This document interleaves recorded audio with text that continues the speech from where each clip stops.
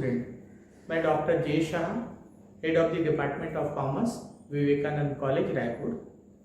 आज B Com part 1 के business communication subject के यूनिट 4 का सेल्स प्रेजेंटेशन के बारे में डिस्कस करूंगा। सबसे पहले मैं ये बता दूं, sales presentation sales and marketing management का भी एक टॉपिक है जिसमें डिटेल डिस्कशन होता है। यहाँ पे उतना डिटेल डिस्कशन नहीं करेंगे।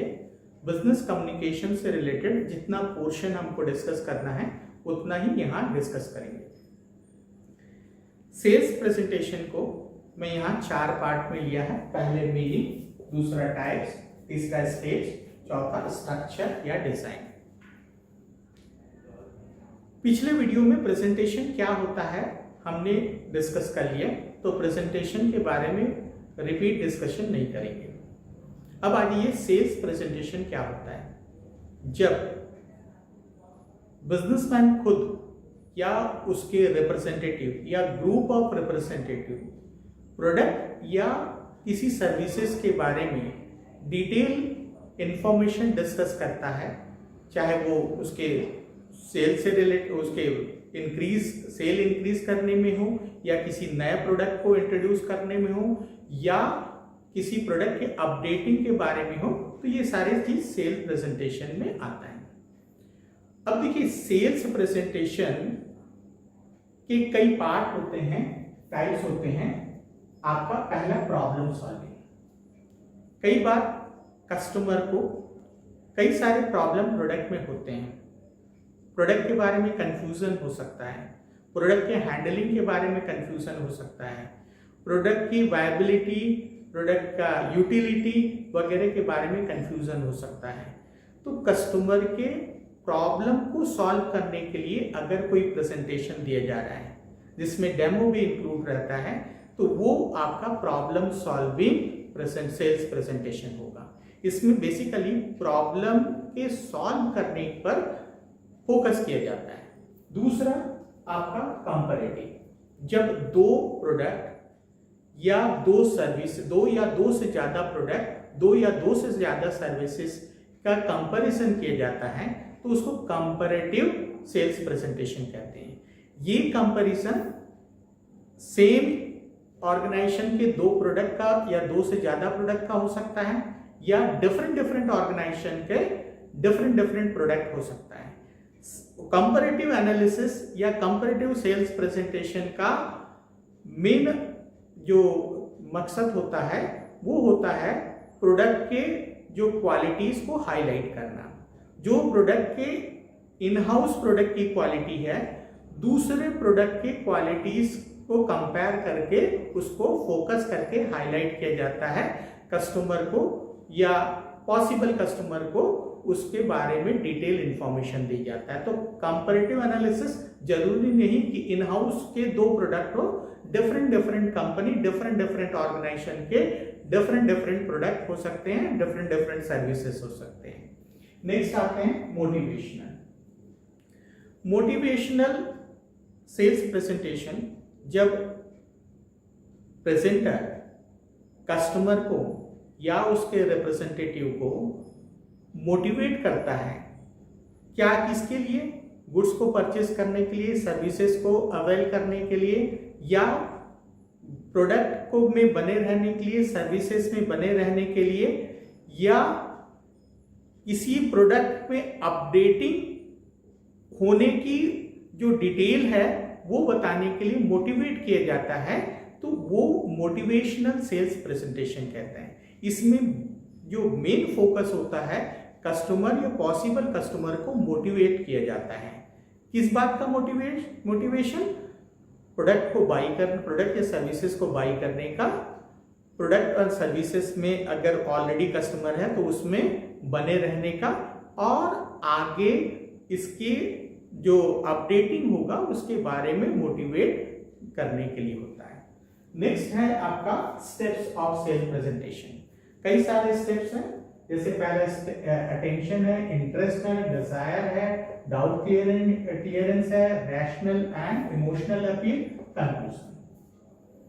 पहला अटेंशन, कोई भी प्रेजेंटेशन हो उसमें पहला जो स्टेप्स होता है अटेंशन, जो ऑडियंस है उसका अटेंशन प्रेजेंटर के तरफ आए, इसके लिए वो अटेंशन क्रिएट करता है।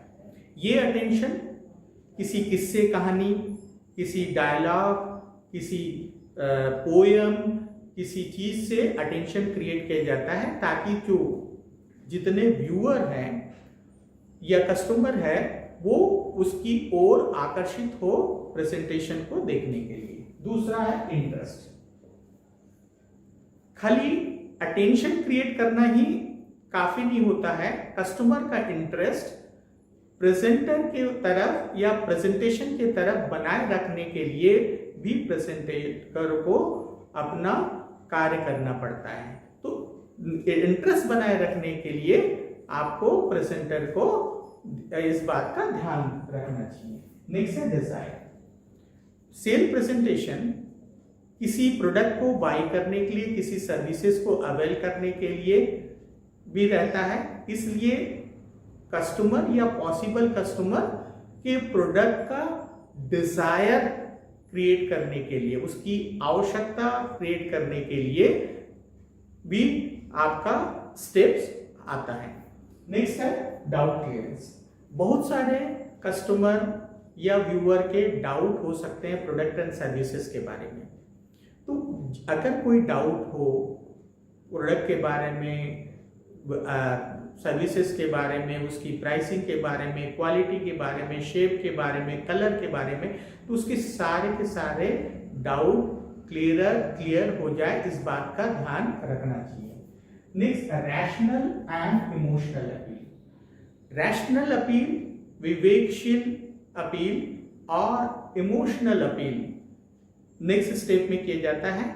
रैशनल अपील कि आपको ये लेने जरूरी है, और इमोशनल अपील, भावनात्मक अपील होना चाहिए सेल्स प्रेजेंटेशन में, ताकि कस्टमर या पॉसिबल कस्टमर बन सके।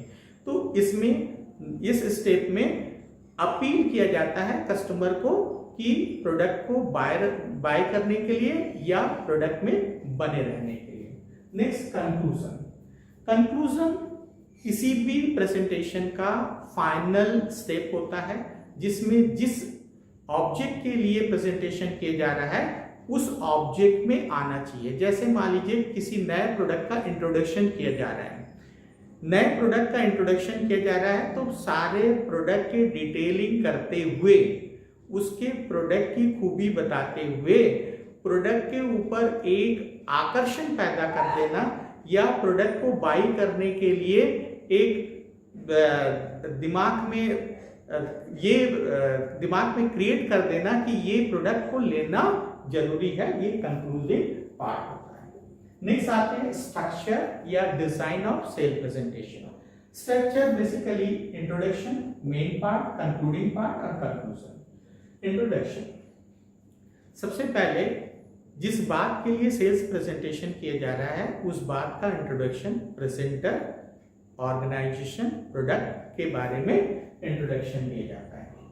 इंट्रोडक्शन में इस बात का ध्यान रखना चाहिए, जिस ऑब्जेक्ट के लिए प्रेजेंटेशन दिया जा रहा है उस ऑब्जेक्ट की ओर फोकस करते हुए दिया जाना चाहिए। नेक्स्ट है मेन पार्ट। मेन पार्ट में इंटरेस्ट और डिजायर, प्रोडक्ट और प्रेजेंटेशन की ओर इंटरेस्ट हो, प्रोडक्ट को बाई करने के लिए डिजायर पैदा करना, इसका मेन पार्ट होता है। नेक्स्ट है कंक्लूडिंग पार्ट। कंक्लूडिंग पार्ट में डाउट क्लियरेंस, प्रोडक्ट के बारे में बहुत सारे डाउट हो सकते हैं, चाहे वो कलर हो, शेप हो, प्राइसिंग हो, तो उसके डाउट भी क्लियर हो जाए। डाउट क्वेश्चन या डाउट पूछने के पहले सारे डाउट कंप्लीट हो, क्लियर हो जाए, उस पर ध्यान रखना चाहिए। देन अपील, जैसे कि स्टेप में बताया कि अपील इमोशनल भी होना चाहिए और अपील रैशनल होना चाहिए। रैशनल मतलब इस बात के लिए कि विवेकशील अपील होना चाहिए कि इस बात का आपको ध्यान रखना है। इमोशनल अपील भी होना चाहिए। नेक्स्ट कंक्लूडिंग पार्ट, कंक्लूजन में एक्शन क्या है? कई बार सेल्स प्रेजेंटेशन में लास्ट में जो प्रेजेंटर है व्यूअर को यानी पॉसिबल कस्टमर को कस्टमर में कन्वर्ट करने के लिए, या उसको मेंबर बनाने के लिए, या उसको अपने डिटेल कलेक्ट करने के लिए जो प्रेजेंटेशन दिया जा रहा है उसका फुलफिल हो सके, इस बात का ध्यान रखना है। कंक्लूडिंग पार्ट में जो हमारा ऑब्जेक्ट है उसका पूरा हो सके, उसके लिए एक एक्शन किया जाना चाहिए। इस तरह अभी सेल्स प्रेजेंटेशन हो गया, अब उसके बाद ट्रेनिंग प्रेजेंटेशन देखेंगे।